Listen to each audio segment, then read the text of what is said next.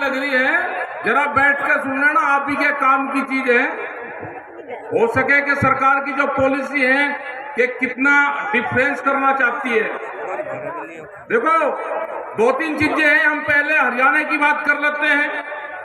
हरियाणा, क्योंकि हरियाणा की जींद की जमीन पे आए, सारे किसान संगठन आए, हमारे सारे बड़े लीडर्स यहाँ पे आए, एसकेएम के लोग, जो 40 जत्थेबंदी के लोग थे वे यहाँ पे आए पंजाब से, और पूरे देश भर से करीब 500 से भी ज्यादा किसान संगठन के लोग आपकी तरफ देखते रहते हैं। हरियाणा में अभी चल रहा है कि जैसे गन्ने का यहाँ पे एक बड़ी लड़ाई चल रही है। हरियाणा में शुगर मिलें बंद है और यहाँ की सरकार ने 10 रुपए बढ़ाए। हम देखते थे पहले कि हरियाणा में रेट बढ़ेगा तो पंजाब भी उसके साथ चलेगा, उत्तर प्रदेश और उत्तराखंड भी, भाई हरियाणा में इतना रेट है बढ़ा दो, लेकिन कम रेट है। पंजाब उससे ज्यादा आ गया। उत्तर प्रदेश में रेट बढ़ गए 20 रुपए ज्यादा है, लेकिन 20 रुपए हरियाणा वाले, ध्यान से सुन लेना, 20 रुपए आपका किराया भाड़ा यहाँ पे लगता है, तो आप उत्तर प्रदेश के बराबर हो। आंदोलन तेज करने पड़ेंगे और भी सख्त आंदोलन करने पड़ेंगे। जैसे हमारे सरपंच हरियाणा के, क्या धोखा नहीं उनके साथ में हुआ? क्या उनका फंड नहीं काटा गया? क्या वे सरपंच बन गए आंदोलन करके? क्योंकि आंदोलन जब दिल्ली में चला तो बहुत से लोग सरपंची का चुनाव लड़े और वे जीते, उन्होंने सीधी सरकारों को टक्कर दी। क्या नए नए कानून बना दिए? क्या ये देश कहता है, इस तरह का संविधान बाबा भीमराव अंबेडकर ने बनाया? क्या आप पक्षपात करोगे? ये सरकार धोखेबाज है, ये पक्षपात करती है। और एक कानून बना दिया सरपंचों का कि जो वहां का विधायक होगा, एमएलए होगा, उससे लिखवा के जाना पड़ेगा। लिखवा के जाओगा, भाई उसके खिलाफ तो वोट मांगी, अब उसके वहां पे जाकर जी मेरा 2 लाख का ये रास्ता बनेगा, इसमें आप साइन कर दो। तो आदमी जब वो कहते नहीं कि खावर आंख लो जावे, फिर उसको वोट मांगा रहो। तो ये मकड़ जाल इनका है। अभी भारत सरकार क्या करना चाहती है वो भी जरा गौर से सुन लो। भाई सुन लो जी, आप भी सुन लो। स्टेज के वाले भी तो तुमको अलग अलग बैठाओ, अलग अलग बैठाए ना, इंगा एक बस पूरी आपको दूंगा, नहीं तो फिर बात करोगे। देखो, अभी 4-5 चीजों पे वे काम कर रहे हैं, आप लोग ध्यान से सुन लेना। पहला काम उनका एजेंडा है हिंदू और सिख को लड़ाना, ये उनका एजेंडा तय हो चुका है। आप अगर उनके एजेंडे में फंस गए तो वे कामयाब होंगे, इसका मतलब आप उनके चक्रव्यूह में फंस गए। ये उनका पहला एजेंडा है कि इसको हिंदू और जो सिख है इसको आपस में तोड़ा कैसे जाए, इससे बचना है बिल्कुल। दूसरा है कि खाप पंचायत, ये खास करके खाप पंचायत हरियाणा और पश्चिम उत्तर प्रदेश में है। खाप पंचायतों को वो पूरा टारगेट बना रहे हैं कि एक खाप पंचायतों को दूसरे खाप पंचायत से कैसे लड़ा जाए, ये उनका एजेंडे में शामिल हो चुका है। तो खाप पंचायत वाले एक दूसरे के खिलाफ जाना ही नहीं, क्योंकि ये बीजेपी का एजेंडा है।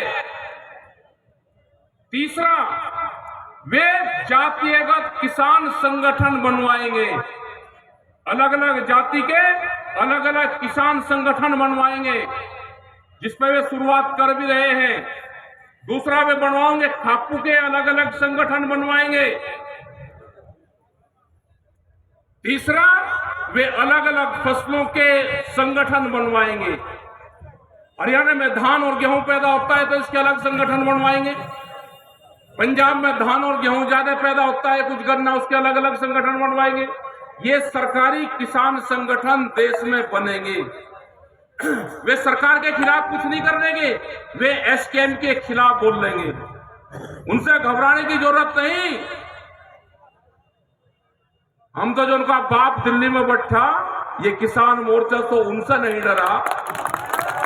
तुम्हारी औकात नहीं है कि ये डर जाएगा, क्योंकि जो वे चाल चलेंगे हम उनको चाल का पहले पता है। हमको पता है उस चाल का, जो वे चाल चलने वाले हैं। आज भी ये जो जींद में मीटिंग हुई, इसका कारण भी यही था कि जींद और हरियाणा एक क्रांतिकारी क्षेत्र है पूरा, और ये एक बीच में पड़ता है। इसमें उत्तर प्रदेश के लोग भी आए, इसमें पंजाब और हरियाणा, दिल्ली, उत्तराखंड, कई स्टेट के लोग इसमें यहाँ पे आए और आन का देखा, क्योंकि हरियाणा और जींद को लोग देखना चाहते थे। ये वैचारिक क्रांति है। और कोई बीजेपी के लोग ये मत समझे कि हम जहां पर उनकी सरकार है वहीं उन्हीं के खिलाफ है ना। जो भी सरकार है, जिस भी पार्टी की होगी, अगर किसानों के खिलाफ फैसला लेगी तो हम वहीं पे ही जाएंगे।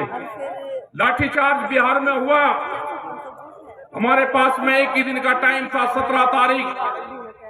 हमने 15 तारीख को एक वीडियो डाल ली। हमें नहीं पता कि कौन से गांव में लाठीचार्ज हुआ, लेकिन वहां के लोगों ने करीब 10,000 की भीड़ एक ही दिन में इकट्ठा करी और आज वहां पर ट्रैक्टर मार्च निकल रहे हैं। ये जो ट्रैक्टर क्रांति है, ये जो ट्रैक्टर मार्च है, ये निकल रहे हैं आज पूरे देश में निकल रहे। जब से भी हम संयुक्त मोर्चे की मीटिंग दिल्ली से 1 साल पहले खत्म हुई, वहां से स्थगित किया आंदोलन, हम पूरे देश में गए। हमारे जो लीडर हैं, किसान संयुक्त मोर्चे के 40 बड़े लीडर हैं, अब अपनी जत्थेबंदी के लीडर हैं, वे संयुक्त मोर्चे के लीडर हैं, वे पूरे देश भर में जा रहे हैं। उनकी मीटिंगें होती है, उनसे लोग सुनते हैं और लोग ये क्वेश्चन करते हैं कि एमएसपी का कानून कब बनेगा।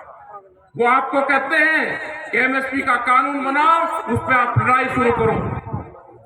ये वैचारिक क्रांति चल रही है। आज भी यहाँ पे प्रेस के लोग पूछ रहे कि ये मीटिंग क्यों करी। ये मीटिंग भी है, ये गोष्ठी भी है, ये पंचायत भी है, ये आंदोलन की रूपरेखाएं भी है। दिल्ली का जब मीटिंग होगी, 1 मार्च में मीटिंग यहाँ पे शायद तय करी, अभी उसकी डेट 15 से 22 के बीच में रखी। डेट कौन सी फाइनल होगी, क्योंकि कोई जगह आपको दिल्ली में देगा नहीं, हमको वैसे ही डेट पे डिक्लेयर करनी पड़ेगी। 9 फरवरी को जब संयुक्त मोर्चे की एक मीटिंग होगी, उसमें साथ में डिक्लेयर करेंगे। यही हमारे लीडरों की बातचीत हुई है। देखो, घबराने की जरूरत नहीं है। ये सरकार आपकी जमीन छीनना चाहती है। ये हमको पता चल गया कि सरकारों की नियत हमारी जमीन के ऊपर है और हमको अपनी फसल और नस्ल बचानी है, तो आंदोलन का हिस्सा बनना पड़ेगा। अपने ट्रैक्टरों को मजबूत रखना पड़ेगा। कभी भी कहीं पे भी कॉल हो सकती है, उसके लिए सब लोग आप तैयार रहे। जैसे आज 26 जनवरी, ये धोखे का दिन है। आज हम लोग खुशी मना रहे, दिल्ली में अपने 10 साल पुराने ट्रैक्टर दिल्ली की सड़कों पर चला रहे, और भारत सरकार जाल साजिश रच रही, जाल बुन रही थी फंसाने का किसान के लिए। 27 तारीख, 28 तारीख, 26 तारीख, ये जो 3 तारीख होगी, 26, 27 और 28 आने वाले टाइम पे, जैसे गुरु गोविंद सिंह के जब बच्चे शहीद हुए, उनका जो थाड़ा मनाया जाता है वो 1 महीने का होता है। ये किसान आंदोलन का थाड़ा शुरू होगा।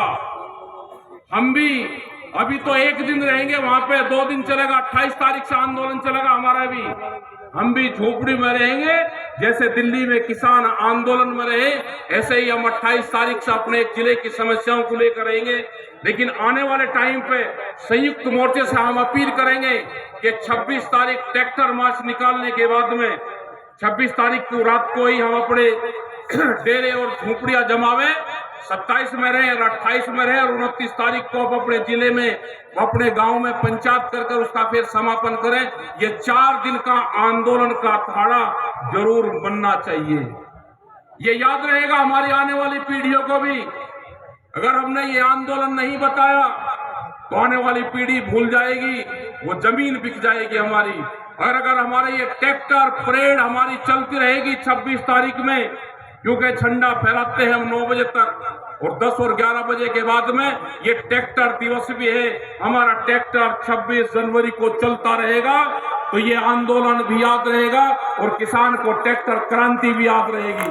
आने वाली पीढ़ी को भी ये याद रहेगा, क्योंकि भारत सरकार 10 साल पुराने ट्रैक्टर भी बंद करना चाहती है। बिहार के अंदर वहां से उनकी खबरें आई कि ट्रैक्टर को पकड़ना शुरू कर दिया।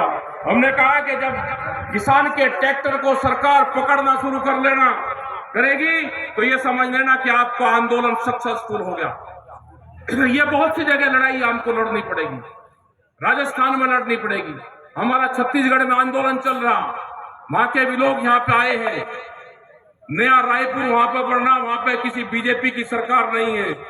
तो सरकारें ये समझ ले कि हम किसी पार्टी से बंधे हुए नहीं है, हम किसान से बंधे हुए हैं। जहां पे भी किसान की समस्या आएगी हम वहां पर जाएंगे, संयुक्त मोर्चा आपके बीच में खड़ा पाएगा। यहाँ की भी लड़ाई हम लड़ेंगे और पूरे देश की लड़ेंगे।